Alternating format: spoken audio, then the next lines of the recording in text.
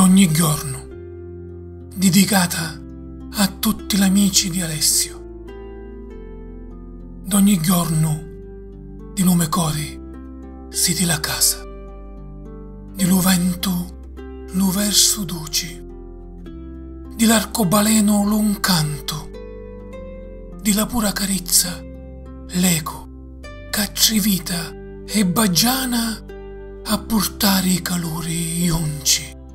Puru da di misteri e insolenti avventure.